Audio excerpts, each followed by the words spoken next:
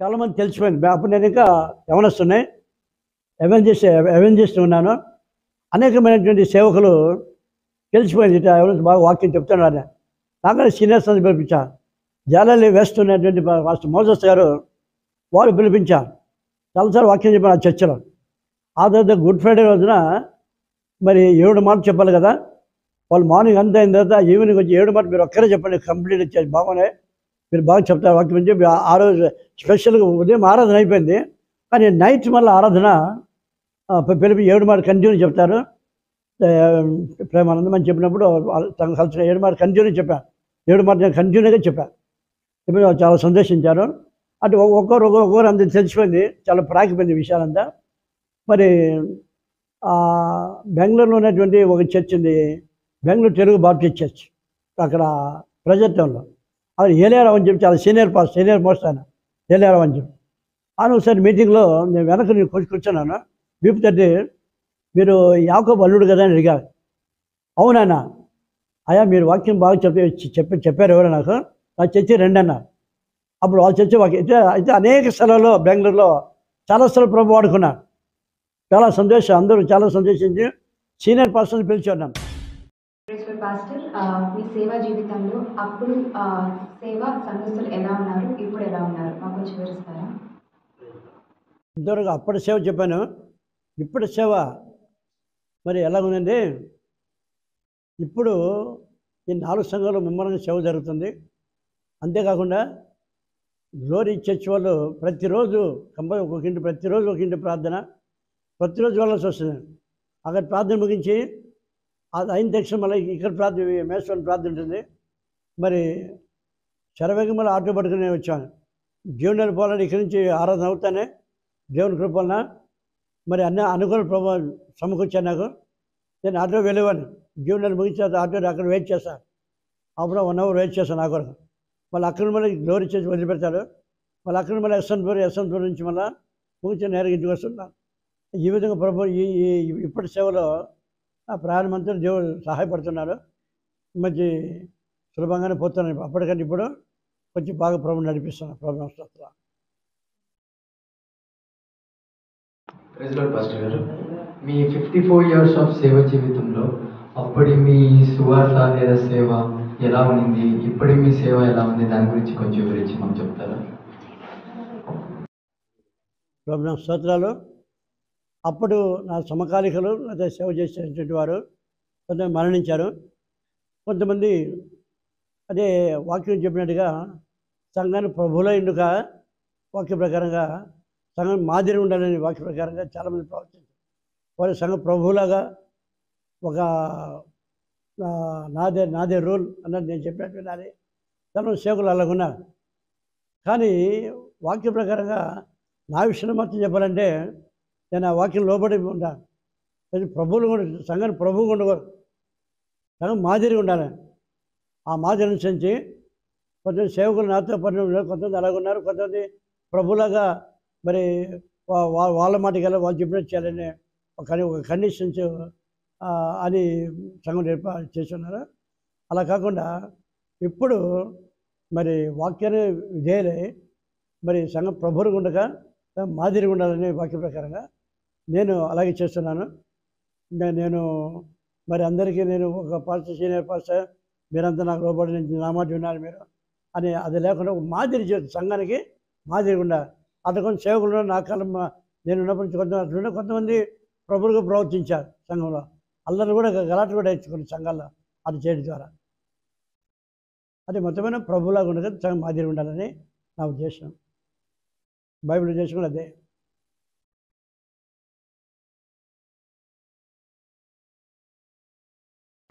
Praise lord pastor గారు, బాప్తిజం గురించి మీ అనుభవాల్లో బాప్తిజం ఎప్పుడు తీసుకోవాలి, ఎలా తీసుకోవాలి అనే దాని గురించి మాకు కొంచెం చెప్తారా? మంచి ప్రశ్న. బాప్తిజం అడిగారు. బాప్తిజం ఏది సరైన బాప్తిజం అనే రకరకాల బాప్తిజాలు ఉన్నాయి. రకరకాల సేవకు రకరకాలుగా వాళ్ళ సంఘంలో బాప్తిజం ఇస్తున్నారు. అదే కొంతమంది చిలకరింపు, అదే నీళ్ళు చల్లి అది బాప్తిజం అంటారు. రోమన్ కల్చర్ చిన్న బిడ్డకు బాప్తిజం ఇస్తారు, నీళ్ళు చల్లుతారు. మరి అదేవిధంగా ఈ యొక్క ఇంకా కొంతమంది సాల్వేషన్ ఆర్మీ అని ఉంది. సాల్వేషన్ ఆర్మీ, రక్షణ సైన్యం అని అదొక సంఘం. రక్షణ సైన్యం వారు జెండా క్రింద నిలబెట్టి ప్రమాణ స్వీకారం చేశారు. అది వరకు బాప్తిసం.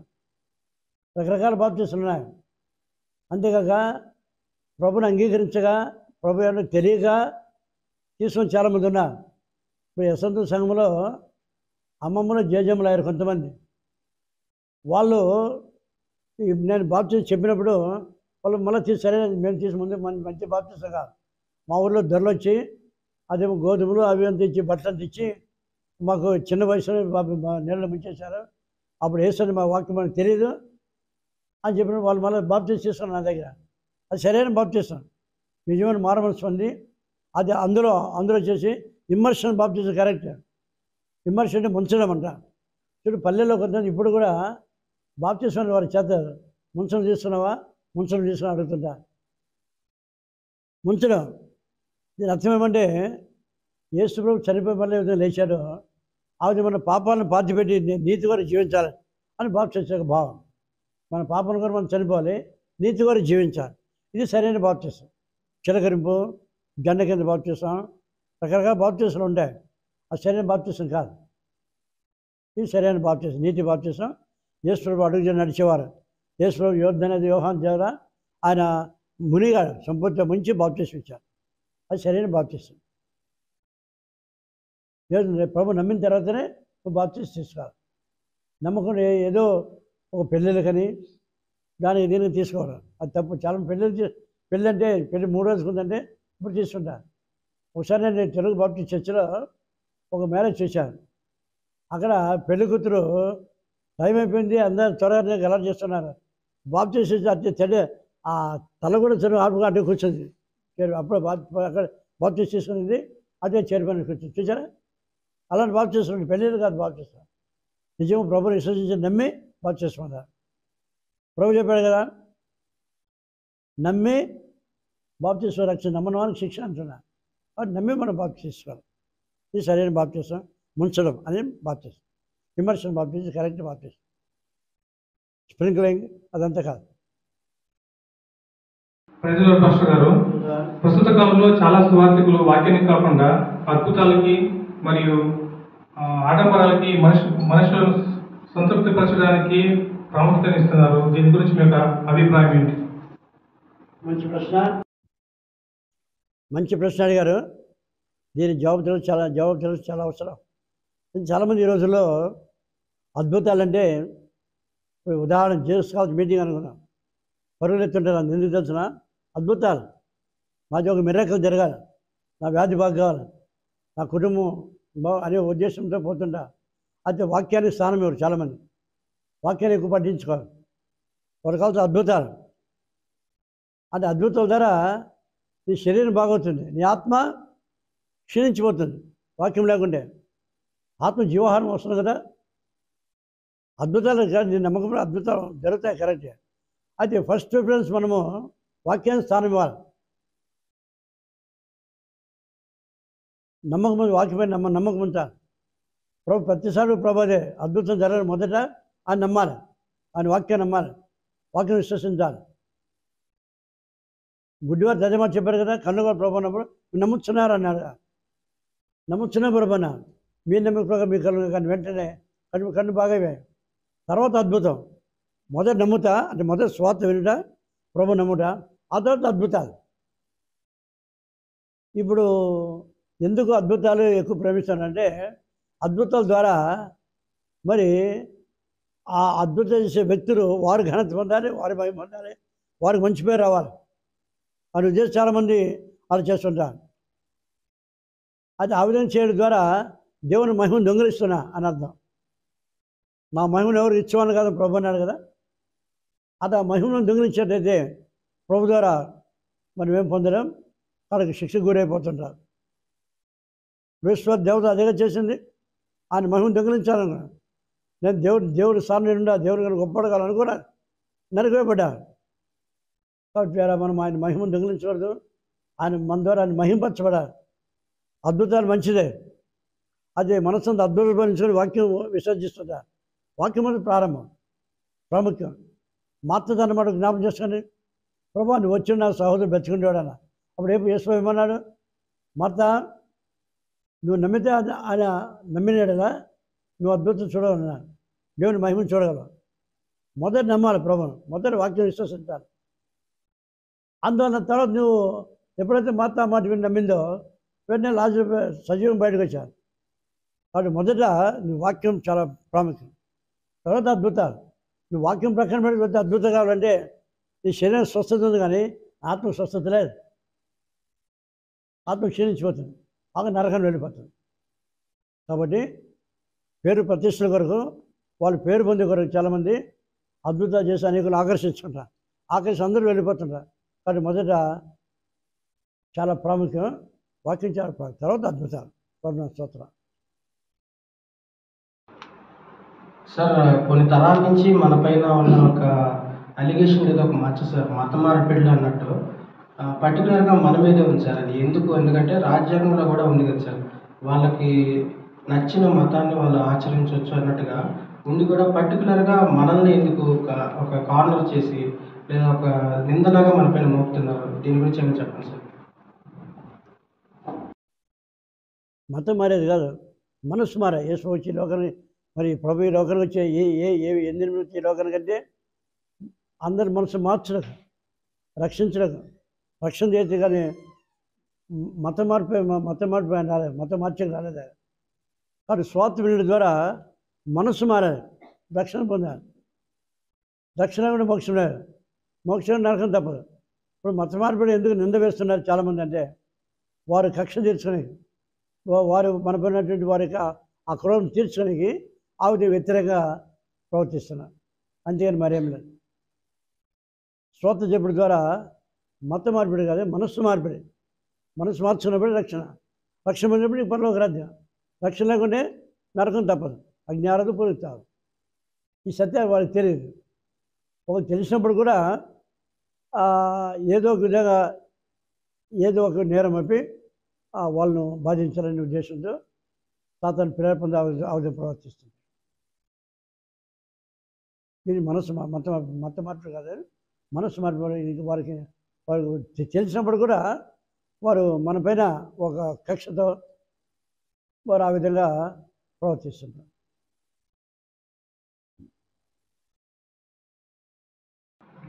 మాస్టర్ గారు మీరు సేవలోనికి రావడానికి మీకు స్ఫూర్తినిచ్చిన వ్యక్తులు అండ్ మీరు ఆదరణ కావాలనుకున్నప్పుడు మీరు వినే ఏదైనా ప్రత్యేకమైన పాట లేదా మీకు ఆదరణ కలిగించే ఏమైనా వాక్యం గురించి మాకు చెప్పగలరా?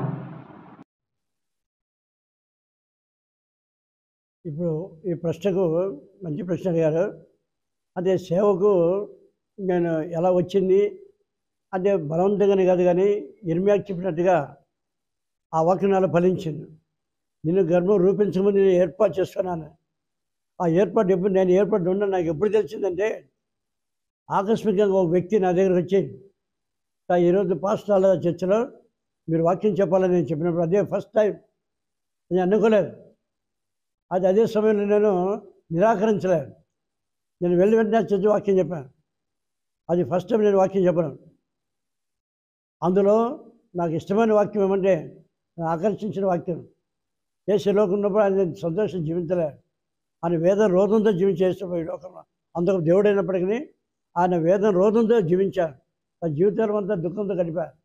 అందులో బైబిల్ అంతటి చిన్న వాక్యము దాన్ని ఆకర్షించింది. ఆ వాక్యం చాలా దూరం ప్రసంగించాను. ఈవెన్ రాజమండ్రి పెద్ద మీటింగ్లో అదే వాక్యం నేను చెప్పాను. చిన్న వాక్యం, చిన్న వచ్చిన బైబిల్ అంతట్లో 66 పుస్తకాలు చిన్న వచ్చిన ఏంటంటే యేసు కన్నీరు విడిచిన ఇంగ్లీష్గా చాలా చిన్నగా జీసస్ వెప్ట్, అంతే చాలా షార్ట్. జీసస్ వెప్ట్ ఇంకా చిన్న వాక్యం ఎక్కర్లేదు బైబిల్ అంతట్లో. ఆ వాక్యం నన్ను ఆకర్షించింది. ఇదే వాక్యం రాజమండ్రి పబ్లిక్ మీటింగ్ మాట్లాడినప్పుడు చాలామంది సంతోషించారు. గొప్ప మర్మాలు దాంట్లో బయలుదేరినాను. కాబట్టి ఈ వాక్యం నన్ను ఆకర్షించింది. అంతేకాకుండా నేను స్వయం చేయగలను. ప్రభు పిలుపుని బట్టి కొంచెం వెతుకుంటూ పోతారు కొంతమంది, కానీ ఇది ప్రభు పిలుపుని అంగీకరించాను. వెంటనే వాక్యం అక్కడి నుంచి ఇంకా కంటిన్యూగా నాకు మరి ఆ యవ్వన కాలంలో అవేం చేసుకుని అనేక చోట్ల మరి సేవ చేసి ఆఖరి సంఘాలు స్థాపించగలిగా. అది నా సొంత ఉద్దేశం కాదు, యేసు పిలుపుని బట్టి పోయాను. అని పిలిచాను నమ్మ. మీకు ఇష్టమైన పాట ఏదంటే నేను ఎప్పుడు కోరుకునేది ఏమంటే ఆయన వర్ణించడం ఎవరు సాధ్యంగా, ఆయన వర్ణాతీతుడు. పరమిత ఒకటే ఆకర్షణ ప్రకారంగా నా నా పిల్లకి సుందరుడు నువ్వు మరి వర్ణింప అరవకాని వాడు అంటున్నా. అది మనోహరుడు. మనోహరుడు అంటే ఆయన వర్ణించే సాధ్యంగా ఎవరు వర్ణించలే. మన జీవితాంతం వర్ణించినప్పుడు కూడా ఆయన మనం వర్ణించక ఇంకా మిగిలి ఉంటుంది. అంటే వర్ణాతీతం వర్ణనకు అందని వాడు. ఆ వాక్యం చాలా ఆకర్షించి ఆ పాట నన్ను ఎక్కువ ఆకర్షిస్తుంది. ఆ పాట పరిస్థితుల వరదలైన వర్ణింపగలరా అంటున్నాడు భక్తుడు. ఆయన వర్ణనకు మించిన వాడు అటు ప్రభువును కలిగి ఉన్నా. అది నా ఉద్దేశం. ఇది నా ఆయన నేను బలంతో పోలేదు కానీ మరి ప్రభు పిలుపుని బట్టి వెళ్ళా. ఇది ప్రభు పిలుపుని అంగీకరించి నేను సేవకు వచ్చాను. ప్రభు స్తోత్రం. వందనాలు సార్. మీ కష్ట సమయంలో దేవుడి నుంచి మీరు పొందిన సహాయము ఏమిటి? నా కష్ట సమయంలో నేను ప్రార్థించి విశ్వాసం ద్వారా అప్పుడు వెంటనే నాకు ప్రభు జవాబిస్తుంటారు. బాన్స్వాడి నుండి ఫోన్ వచ్చి ఒకసారి, సార్ మీరు అర్జెంట్ రావాలి అని పిలిచాను. అప్పుడు వాళ్ళది వెడ్డింగ్ యానివర్సరీని. అప్పుడు వాళ్ళకు వాక్యం చెప్పి ప్లాన్ చేసిన తర్వాత నేను అనుకున్న దాన్ని ఎక్కువ ప్రభు నాకు వాళ్ళ ద్వారా సహాయం చేశారు. అది ప్రభు యొక్క మేలు. ఎక్కడో ఫోన్ ద్వారా ఎవరో ప్రేరేపించి ప్రభు ఫోన్ వచ్చినప్పుడు నేను వెంటనే అక్కడ వెళ్ళినప్పుడు వారు ప్రార్థన చేసినప్పుడు వారు నాకు అవసరమా నాకు ఎంతో అంతకంటే ఎక్కువగానే ప్రభు నాకు దయచేశారు. ఇది నేను పొందినటువంటి మేలు. ఈరోజు చెప్పాలనే సాక్ష్యం నాకు ఏం అవసరమైనది ప్రభు తెలుసు. నేను అడిగాను ప్రభును. నాకు తెలియకుండానే ఒక ఇద్దరు వ్యక్తులు నేను అనుకున్నాను ఎక్కువగా, సార్ అమ్మ పంపించి ఆమె చర్చిరాల అమ్మ మీకు ఇమ్మని చెప్పించారని ఇచ్చినప్పుడు నేను అడిగిన దానికంటే అనుకున్నాను ఎక్కువని ప్రభు నాకు దయచేస్తారు. ఇది నా అనేక చాలా ఉన్నాయి. అయితే ఈ రెండు మాత్రం చెప్పారు. కాబట్టి ఇప్పుడు నాకు అవసరం లేని ప్రార్థన వెంటనే నా ప్రార్థన జవాబిచ్చి ప్రభు నాకు సహాయం చేస్తుంటారు.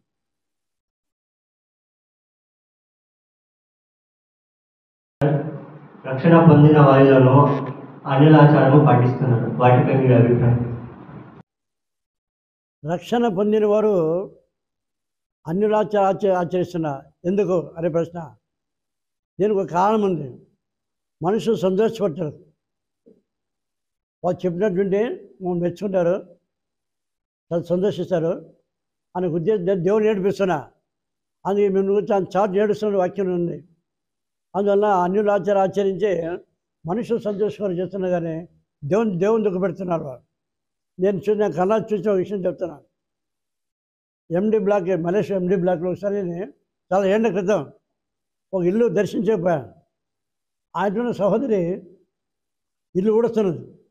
నన్ను చూసిన వెంటనే ఇట్టని వంద ఇట్ట అంటుంది. ఇది ఇట్టనేదా వందలు చెప్పారు. ఏం లేదు సార్, నేను టైలరింగ్ చేసుకుంటున్నాను. మా స్నేహితులంతా కూడా బొట్టు పెట్టుకుంటారు. మేము బొట్టు పెట్టుకుంటే ఏమని అంటారని పెట్టుకున్నాం సార్ బొట్టు. అన్నిలా వాళ్ళని సంతోషపెట్టాయి. మనుషులు సంతోషపరుస్తున్నారు, దేవుని దుఃఖపరుస్తున్నారు. దేవుని దుఃఖపరిచినట్టయితే రేపు ఆ నిత్య దుఃఖం ఏడుపు పండుగ కూడా మనం తప్పించలేం. కాబట్టి మనం ఎప్పుడు దేవుని సంతోషపడతాం. ప్రభుత్వం స్తోత్రం. కులాలు అన్నప్పుడు రాజమండ్రి విండీస్ వెళ్ళినప్పుడు చాలామంది అక్కడ చేరేవారు. వారు ఎవరంటే మీరెవరంటే మేము కమ్మ, చౌకేశ్వర కమ్మ కాదు, కమ్మోళ్ళు అదే కులం.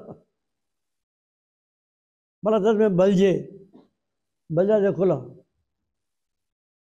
కాపు, ఇలా రకరకాల కులాలు ఉన్నాయి. సేవకులు కూడా కొంతమంది కొత్త సేవకుడు వచ్చాడంటే అతను అడగండి 2 అక్షరం 3 అక్షరం అంటారు. అతను అడగండి ఆ సేవ 2 అక్షరం 3 అక్షరాడా అని అంట. కులాలు పాటిస్తున్నా. 2 అక్షరాలు అంటే మాల, 3 అక్షరాలు అంటే మాదిగా. ఈ కులాలు పాటిస్తున్నా. బైబిల్లో కూడా ఆ కులాలు సమస్య మాట్లాడింది తెలుసా మీకు? సమరస్య ఏమన్నది? అయ్యా నన్ను దాహమంది అడుగుతున్నా, మీరు యూదులు సమరయులు, సమర యూదులతో సాంగత్యం చేయరు కదా, అక్కడ కుల భేదాలు వస్తున్నాయి. బైబిల్లో కూడా చూస్తున్నాం సమస్య. అనేకమైన కులాలు ఉన్నాయి. మరి కులాలు మతాలు పరలోక రాజ్యం చేర్చవు, కానీ నువ్వు రక్షించబడితేనే నువ్వు పరలోక రాజ్యం చేస్తావు. కాబట్టి వేరా కులాల విషయం అనుకోద్దు, ఎన్నో ఉంటాయి, కానీ అప్పుడు కూడా నువ్వు చేయవలసిన ఒక పని రక్షించబడి రాగలు సిద్ధపడాలి. స్తోత్రం. Praise lord sir. Corona lockdown సమయంలో మీ సేవ పరిచర్యను ఎలా కొనసాగించారు? మంచి ప్రశ్న. కరోనా సమయంలో అందరూ తెలిసినట్టుగా చాలా చోట్ల చర్చెస్ ఏమని చర్చ్ లాక్ వేయమేస్తున్నారు కదా, ఆరాధన ఎక్కడ జరగలేదు. అయితే మన చర్చిలో మాత్రం ఆరాధన స్టాప్ కాలేదు. అయితే కరోనా సమయంలో ఫోన్ ద్వారా కాన్ఫరెన్స్ ద్వారా అనేకులు వాక్యం ఉన్నారు. అది సంఘాల వారు కనెక్షన్ చేసుకొని అన్ని ఆరాధనలో ఆదివారం కూడా ప్రతిరోజు కూడా కరోనా సమయంలో ఫోన్ ద్వారా వాక్యాలు వింటున్నా. ఈరోజు కరోనా అయిపోయిన తర్వాత కూడా ఆ సేవ కొనసాగుతుంది. అదే స్టాప్ చేస్తామంటే మనం ఒప్పుకోలేదు, ఇది కంటిన్యూ కావాలంటున్నా. ఈరోజు కూడా ప్రతిరోజు ఉదయమున కాన్ఫరెన్స్ వాక్యం, సాయంకాలం వాక్యం. చాలామంది చాలా దూర ప్రదేశానికి కనెక్ట్ అవుతున్నారు. హైదరాబాద్, గుంటూరు, నెల్లూరు, శివమొగ్గ, మరి ఉదయగిరి, మా స్వగ్రామం కంపల్సరీ గ్రామం అనే జీవనపరి ప్రాంతాల్లో అనేకులు సుమారు 55 మంది, అన్నప్పుడు 55 కుటుంబాలు, ఇంకా కుటుంబ సభ్యులంటే ఇంకా ఎక్కువ 100 మంది పైన ఉంటారు. ఇంతమంది కూడా ఈరోజు వరకు వాక్యం వింటున్నారు. స్టాప్ చేస్తామంటే స్టాప్ చేసేది వద్దంటున్నారు అందరూ. రాత్రి 10 గంటలైనా సరే మా కనెక్షన్ అని కోరుకుంటున్నా. ఒకసారి చెన్నై వెళ్ళినప్పుడు అక్కడ ట్రైన్ దిగి ఇచ్చిన రూమ్లో కూర్చొని వాక్యం చెప్పేదాన్ని నేను బంద్ చేశాను. ఆ విధంగా 10 గంటలకు అంత ఇంట్రెస్ట్ ఉన్నారు. కరోనా టైంలో ఈ రోజు వరకు కూడా మరి వాక్యం కొనసాగుతుంది. డిసెంబర్ 4, 2022 సంవత్సరంలో ఆ తేదీకి సుమారు 1000 దినాలైంది. 1000 దినములో వాళ్ళు రాసుకున్న రెఫరెన్స్ చెప్తున్నారు 34,635 రెఫరెన్స్, 34,635 రెఫరెన్స్లు వస్తున్నారు.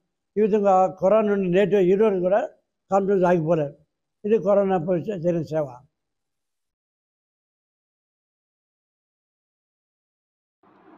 ప్రైజ్ ది లార్డ్ నాన్నగారు. మీ 50 ఏళ్ల సేవ జీవితంలో ఎన్నో ప్రభుత్వాలు చూసి ఉంటారు. ఆయా సందర్భాల్లో మీరు ఇటువంటి పరిస్థితులు ఎదుర్కొన్నారు. నాకు సేవా జీవితంలో అప్పటి గవర్నమెంట్ ద్వారా నాకు తెలిసినంత వరకు అది సమస్యలు ఏమి నాకు రాలేదు. నా విషయం చెప్పాలండి, సమస్యలు ఏమి రాలేదు. నిర్విఘ్నంగా సేవ జరిగిపోయింది. అనేక ఆత్మలు రక్షించబడ్డారు, సంఘాలు స్థాపించబడే ప్రభుత్వం స్వత.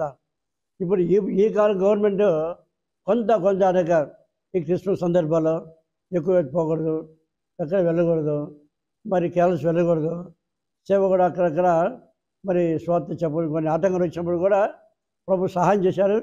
అన్ని విధాల మరి ఆ సమస్య ఎదుర్కొంటూ ముందుకు పోయి సేవ చేస్తున్నాం.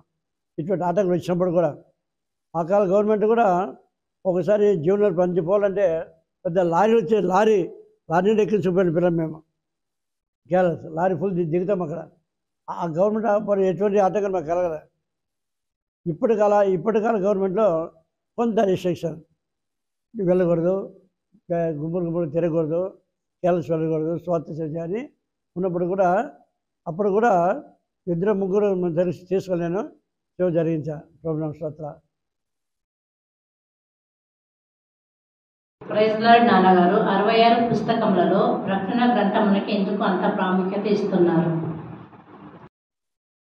ప్రకటన గ్రంథం ఆఖరి పుస్తకం చాలా విలువైన పుస్తకం. ప్రకటన గ్రంథం చూసి రాసిన గ్రంథం. మిగతా 65 పుస్తకాలు పరిశుద్ధాత్మతో రాయబడిన గ్రంథాలు.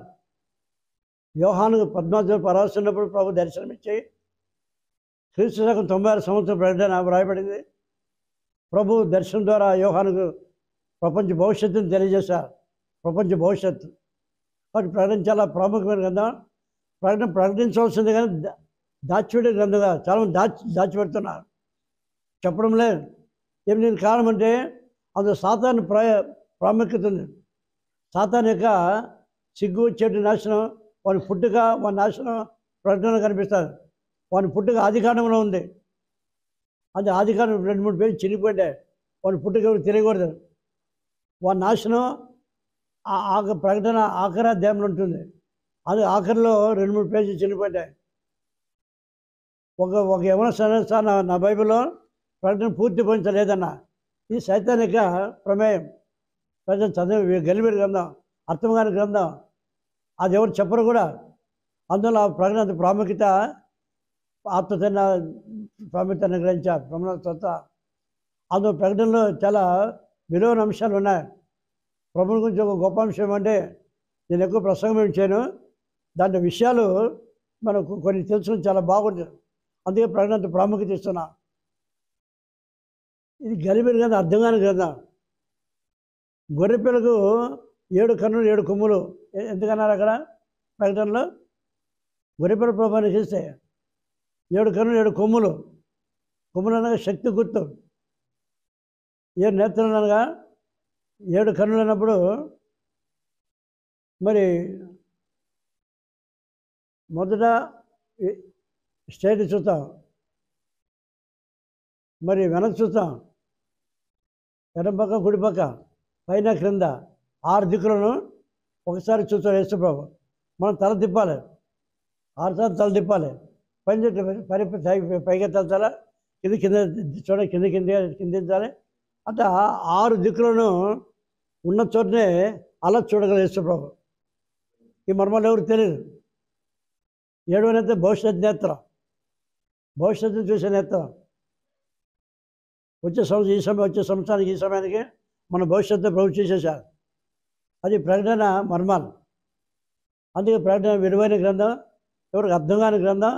అందువల్ల ఆత్మతండ్రి ఏమో ప్రకటన చెప్పిన ప్రేరేపించారు.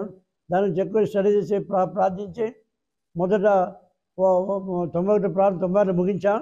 అప్పుడు ఎవరు చిన్న పిల్లలు వాళ్ళప్పుడు పెద్దలు అయిన తర్వాత అప్పుడు ప్రకటన ఎగ్జాంపుల్ ఇచ్చినప్పుడు ప్రకటన మేము వినేటప్పుడు మా తల్లిదండ్రులు విన్న నోట్స్ రాసుకోలేదు, మరి మాకు చెప్పలేదు. వాళ్ళు మళ్ళీ అడిగినప్పుడు మళ్ళీ రెండోసారి ప్రారంభించాం. మరి ప్రకటన జరుగుతుంది ఇప్పుడు, ఇంకా పూర్తి కాలేదు. అందులో ప్రకటన చాలా ప్రాముఖ్యమైన విలువైన గ్రంథం. అందులో ప్రకటన గ్రంథం తీసుకున్నాం. అంతేకాక ఇంకో చెప్పిన ప్రకటన విషయాన్ని మేము ముగించేస్తాం. ఎందుకంటే చూసి రాసిన గ్రంథం. సముద్రం ఒక క్రూర మృగం వచ్చి చూసి తినన్న 13వ అధ్యాయంలో క్రూర మృగం చూసి తిని. ఎవరు క్రూర మృగం? అంత్యక్రీస్తు క్రూర మృగం పేరు. అంత్యక్రీస్తుకు క్రూర మృగం అని పేరు. దానికి 7 తలలు 10 కొమ్ములన్నా. తల జ్ఞానాన్ని గుర్తు, కొమ్ము బలాన్ని గుర్తు. అదే 10 కొమ్ములు అంటే 10 బలమైన రాజ్యాలు తన వైపు మళ్ళించుంటారు. ప్రపంచం బలమైన రాజ్యాలు. 7 తలంటే తన తలంటే జ్ఞానం, లౌకిక జ్ఞానం ద్వారా నీకు తను మళ్ళించుంటారు. ఇది క్రూరముగా అంత్యక్రీస్తు జరిగేటువంటి కార్యక్రమాలు. 10 రాజ్యాలు అనుకున్నప్పుడు మరి వాడిని కొట్టి చేయలేదు. అందువల్ల అంత్యక్రీస్తు పరిపాలన 7 అంత్యక్రీస్తు పరిపాలన ఉంటుంది. మనం ఎత్తబడిన తర్వాత ప్రభుత్వం 7 విందులు ఉంటాం. 1000 పరిపాలన మనము 7 విందులు ఉన్నప్పుడు సత్యాన్ని అంత్యక్రీస్తు పరిపాలన 7 వారికి శ్రమలు అనిపిస్తుంటారు. ఇవన్నీ కూడా చెప్పాలని ఇప్పుడు సమయం చాలదు, కానీ కొంచెం వింటుంటారు కూడా మీరు. ఇది ప్రకటన ప్రాముఖ్యత. ఇది ఎవరికి అర్థం కాని గ్రంథం కాబట్టి ప్రకటన తీసుకొని అనేక చోట్ల చెప్తున్నాను. మేము ప్రకటన ప్రారంభించాము గ్లోరీ చర్చలో. ఇతర చర్చలు చాలా వచ్చి వినేవారు, చాలామంది విని మరి వాళ్ళు సంఘాలు చెప్పుకున్న కొంతమంది సేవకులు కూడా. ఆ విధంగా ప్రకటన చాలా విలువైన గ్రంథం. అందులో ప్రకటన ఇంత ప్రాముఖ్యత ఇచ్చారు. రెండోసారి దాన్ని రివిజన్ చేశారు. సుమారు మా రెండో కొద్ది ఎలిజబెత్ సుమారు 600 పేజీలు రాసుకుంది ప్రకటన. అదే ప్రకటన ఆల్ఫా బైబిల్ కాలేజ్ యలంక వారు ప్రకటన లేదు కాబట్టి కాలేజీలో నన్ను పిలిచి 3 సంవత్సరాలు ప్రకటన చెప్పాను వారికి. పరమిత ప్రకటన ధాన్యాలు. కాబట్టి ఈవెన్ బైబిల్ కొన్ని కాలేజీ బైబిల్ కూడా ప్రకటన కూడా లేదు. అది నాకు ఎట్లా కన్ఫర్మ్ అయిందంటే, ఒకసారి ఆల్ఫా బైబిల్ కాలేజ్ ప్రకటన చేసేటప్పుడు ఒక కొత్త స్టూడెంట్ కూర్చున్నా. ఆరాధన అయిన తర్వాత వాక్యం అయిన తర్వాత అతను నమస్కారం చేసి వందనం చేసి సెకండ్ చేస్తున్నా, చాలా బాగుంది సార్ ప్రకటన. ఏమో కొత్త స్టూడెంటా, కొత్త ఇచ్చారు ప్లస్ అని పాస్టర్ అన్నా. మరి ఎందుకు కూర్చోండి, ఇక్కడ ప్రిన్సిపల్ చేసి వచ్చాను సార్ అన్న. నేను బంగారుపేట బైబిల్ కాదు చదువుకున్నాను, మాకు ప్రకటన లేదు అక్కడ, మీరు బాగా చెప్పారని చెప్పాను. కాబట్టి అది ఒక సాక్ష్యం దానం. ప్రకటన లేదు ఎక్కడ. అట్లా మన 4 సంఘాలు చిన్న పెట్టు ప్రకటన చేసుకుంటున్నా. మనమంతా ధన్యులం. ప్రభుత్వం స్తోత్ర. ఇంకా దీనికి ఎక్కువ చెప్పి తలంచలేదు. ఇది ప్రకటన విశేషం. ఈ ప్రకటన గ్రంథాన్ని నేను టీవీలో చాలా చెప్పాను, శుభవార్త టీవీలో చెప్పేటప్పుడు, యూట్యూబ్లో కూడా చెప్పాను. మరి ఇందులో ప్రాముఖ్యత ఏమంటే అంత్యక్రిస్త పరిపాలనలో వాడు 666 ముద్ర వేసి మనుషులు బాధిస్తుంటా. 666 ముద్ర మనం ఎక్కడ కనిపిస్తుంది బైబిల్లో? ప్రకటన 13:18 రాయబడింది. ఇది ఒక మనుష్యుల సంఖ్య అని రాయబడింది. 666 66 3 6లు.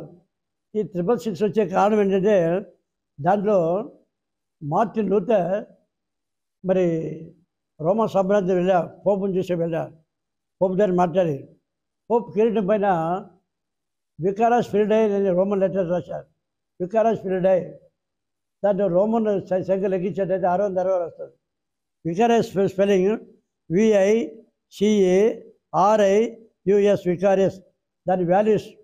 దాని వాల్యూస్ వచ్చి V విలువ 5, I విలువ 1, C విలువ 100, A విలువ 0, R విలువ 0, I విలువ 1, U విలువ 5, S విలువ 0. అంతా కూడితే 112 వస్తుంది. 112. ఫిరిడై స్పెల్లింగ్ మరి FILIIDEI ఫిరిడై. F విలువ 0, I విలువ 1, L value 50, I value 1, D value 500, E value 0, I value 1. ఇదంతా చేస్తే 554 ప్లస్ 112 666. అదనమాట క్యాలిక్యులేషన్. ఇది చాలామంది తెలియదు. మరి తర్వాత యాంటీక్రైస్ట్ మైండ్ ఈజ్ మరి కంప్యూటర్ మైండ్. నాకు బాబు చూస్తే జ్ఞాపకం వస్తున్నారు. వాళ్ళ అయ్యంగార్ స్కూల్ చదివి మీరు మత్తిగిరి అయ్యంగార్ స్కూల్ అదే మత్తిగిరిలో. వాళ్ళు మేడం వచ్చే ముందుగా ఏదో కంప్యూటర్ నొక్కారంట. 666 వచ్చిందని ఒక చిన్నప్పుడు చెప్పి నాకు జ్ఞాపకం ఉంది. ఇప్పుడు చెప్పావా? చూచారా? కంప్యూటర్ మైండ్, యాంటీక్రైస్ట్ మైండ్ ఇది కంప్యూటర్ మైండ్. 666 దాని కంప్యూటర్ స్పెల్లింగ్ మరి COMPUTER.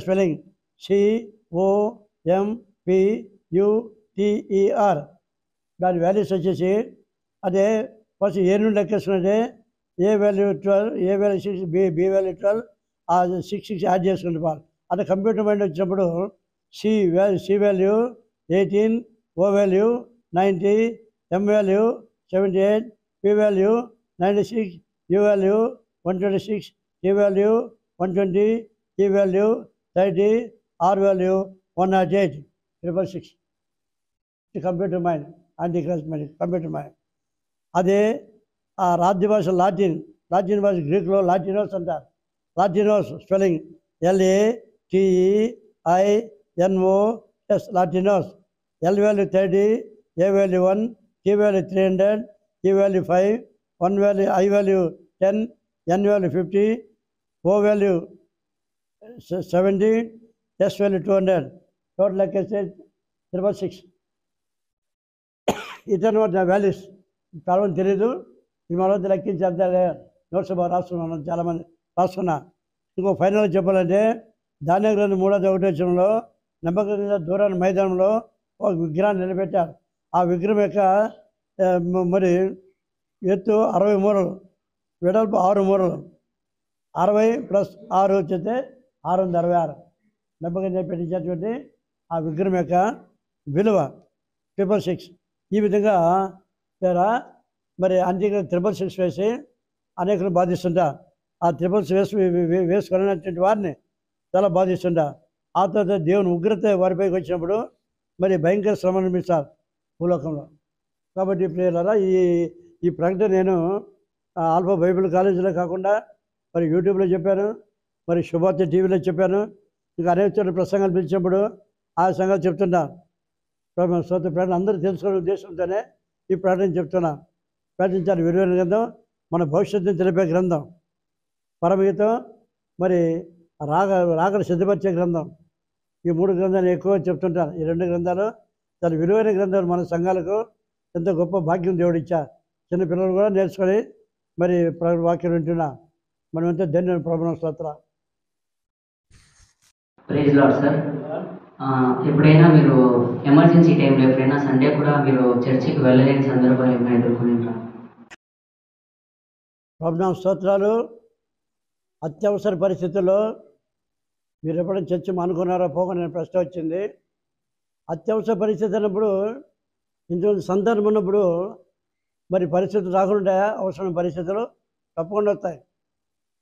అది మనం చూసేటైతే మరి ప్రభు కృపను 6 మంది పిల్లలు నాకు ఇచ్చారు. 2 కుమారులు 4 కూతుర్లు. 6 మంది. 6 మందికి సంతానం. మనమళ్ళు ముని మనమళ్ళు చూసే 27 మంది. 27 మంది. అది ఇది పరిస్థితుల్లో ఒక విషయం నాకు జ్ఞాపకం వస్తుంది. ఫస్ట్ ఆమె నిండు చూడాలి. ఆ సమయంలో ఆమె కాన్ఫరెన్స్ దగ్గరికి వచ్చింది. అది ఆదివారమే పడింది. ఆ రోజు జీవనాలు వెళ్ళాలి. ఆమె నొప్పులతో చాలా బాధపడతాను. నేను ఆగిపోవాలన్నా సేవకు వెళ్ళాలన్నా దేవుడే చూసుకొని యోహో ఏరనుకొని నేను సేవకు వెళ్ళిపోయాను. సేవకు వెళ్ళిపోయిన తర్వాత ఎవరో ఒక ఆమె అక్కడ రైల్వే క్వార్టర్స్ దగ్గర నుండి తూలుతూ వస్తుంది. ఒక ఆమె బాగా తాగింది. అమ్మ దీనమ్మ చాలా బాధపడుతుందమ్మా. ఆమె దీనమ్మ ఆమె చాలా సహాయం చేసింది పాస్టమ్మ. అందులో పరిగెత్తి వచ్చి ఇంట్లోనే కాలం చేసేది. సుఖమైన కాలం చేసేది. ఇంట్లోనే ఎంత అద్భుతంగా. నేను ఆయన పని చేస్తున్నాను కాబట్టి ఆ పని ఆయన చేశారు. నార్మల్ డెలివరీ ఇంట్లోనే చేసింది. ఎంత అద్భుతం కదా, ఆలోచించండి. ఇదే ఆయన పని మనం చేసి మన పని ఆయన చేస్తారు. ప్రేమలారా, ఈ విధంగా కుటుంబంలో అందరినీ దేవుడు అద్భుతంగా ఆశ్చర్యంగా బాగా కాపాడారు. మంచి సొంత ఇండ్లు ఉన్నాయి, మరి ఉద్యోగాలు ఉన్నారు, సంపాదించుకుంటున్నారు. అందరూ దేవుడు అద్భుతంగా ఆశీర్వదించారు. ప్రభువు స్తోత్రం. ఇది నేను క్లుప్తంగా చెప్పాను కుటుంబ చరిత్ర. ప్రభువు స్తోత్రం కలుగుతుంది. ఆమేన్. గారు మరి ఎంతసేపు అనేకమైన ప్రశ్నలు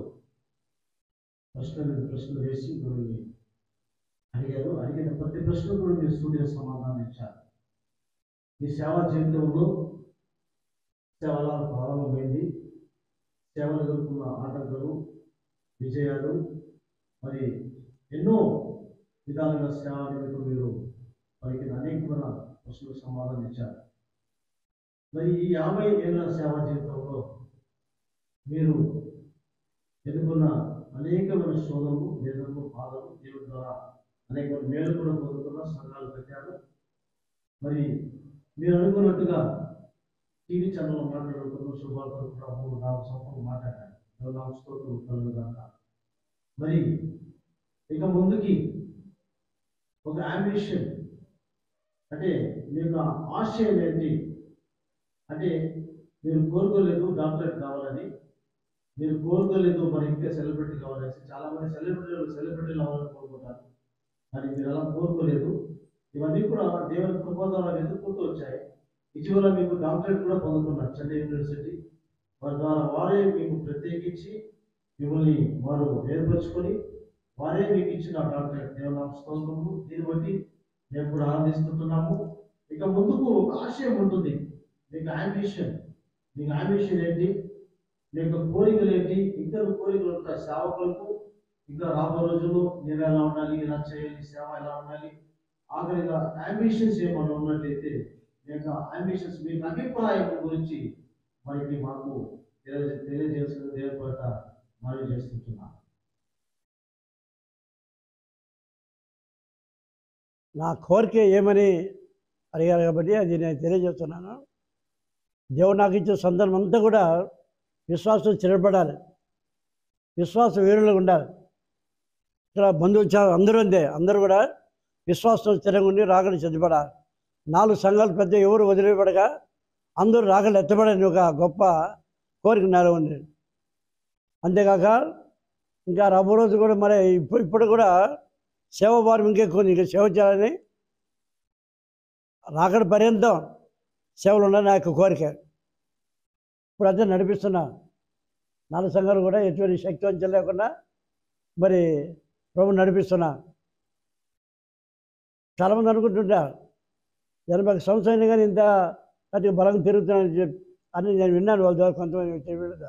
బట్ ఇక ముందు కూడా సేవ చేయాలనే ఆశ మీ అందరూ ప్రార్థన చేయాలని కోరుకుంటున్నా. ప్రభు స్తోత్రాలు.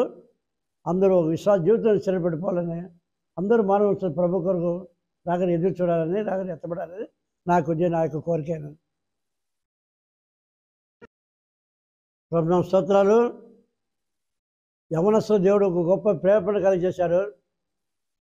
ఎందుకంటే సంఘ సేవకుని యొక్క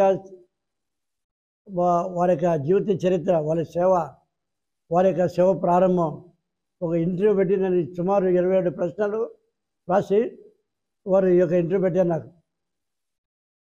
అన్నింటిలోనూ ప్రభు గొప్ప సహాయం చేశారు.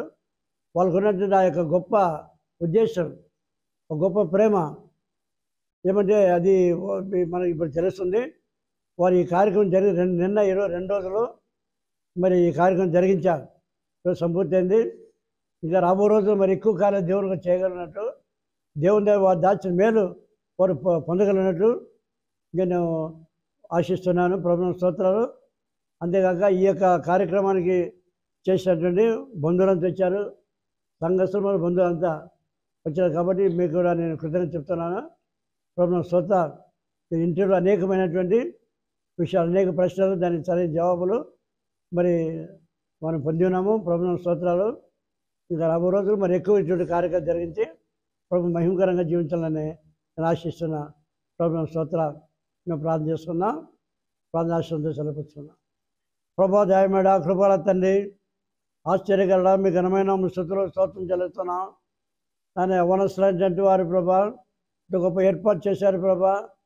మరి మీ మహిమల కార్యాలు జరిగించారు. స్తోత్రములు ఒక్కొక్కరి పేరు దీవించండి ప్రభు, ఆశించండి. వారి కొరతలు తీర్చండి. వారి భవిష్యత్తు మరి మీరు చక్కగా ఆశించి అద్భుత కార్యాలు స్తోత్రం చెల్లిస్తున్నాం. వచ్చిన ప్రతి వారిని దీవించాలి, ఆశించండి. ప్రతి వారి కొరత తీర్చండి. మీరు ఐశ్వర్యం కనుక దేవత ఐశ్వర్యం చొప్పున క్రీస్తు మహిమలో మీ ప్రతి చేతి వాగ్దానం చెప్పి కొరత మహిమ పొందమని మరి మేమంతా వెళ్తున్నాం. మాత్రం మంచిది, మంచి ఆరోగ్యం దాచి పొద్దున పములు త్వర పెళ్లి కుమారుడా నిన్న యేసు బ్రదర్ వేడుకొంచున్నాం తండ్రి. ఆమె ప్రభు నా ప్రాణమయ యెహోవాను సన్నతించము, నా అంతర సమస్తమాన్ని పరిశుద్ధాన్ని సన్నతించము, నా ప్రాణమయ యెహోవాను సన్నతించము. ఆయన చేసి ఉపకారం దేన్ని మరో. ఆమె ప్రభు యేసు యొక్క కృపయు, తండ్రి అయిన దేవుని యొక్క ప్రేమయు, పరిశుద్ధాత్మకతని సహవాసం ఇప్పుడు ఎల్లప్పుడు సదాకాలం తోడైండును గాక. ఆమేన్. ఇంతవరకు ఈ కార్యక్రమం వీక్షించి మీకు అందరికీ వందనాలు చెల్లిస్తున్నాం. మీరు చూసినటువంటి ఈ విషయాలన్నీ కూడా ఇతరులతో మీరు షేర్ చేసుకొని వాళ్ళు కూడా చూడగలిగినట్టు వారితో షేర్ చేయండి. దయచేసి మా కొరకు ప్రార్థించాలి. ఇంతవరకు అనేక విషయాలు మీరు చూస్తున్నారు. అందుని బట్టి మీరు ఇతరులు కూడా తెలియజేయాలని మనవి చేస్తున్నాం. ప్రభువా స్తోత్రాలు. ప్రార్థన. ప్రభా దయమేడ కృపల తండ్రి, ఆశ్చర్యకరడ మీ ఘనమైన స్థుతులు స్తోత్రం చెల్లిస్తున్నాం. ప్రభా ఇంత ఈ కార్యక్రమాన్ని నిర్వహించేటువంటి యవనస్తులను ఆశించండి ప్రభా. ఎంతోమంది చూస్తున్న ప్రేక్షకులను ఆశించండి ప్రభా. వారి కొరత తీర్చండి. వారు చూసిన విషయాలు తెలియజేసి ఇతరులకు పంచుకునేటట్టు కృప దయచండి. చూసిన వారిని దీవించండి. యేసు ద్వారా పెట్టుకుంటున్నాం తండ్రి. ఆమేన్. ఆమేన్. ప్రభువైన యేసుక్రీస్తు యొక్క కృపయు, తండ్రి అయిన దేవుని యొక్క ప్రేమయు, పరిశుద్ధాత్మక అన్యోన్య సహవాసమును చేయని మనందరికీ మన ప్రభుత్వ పర్యంతం సదాకాలం తోడైండును గాక. ఆమేన్.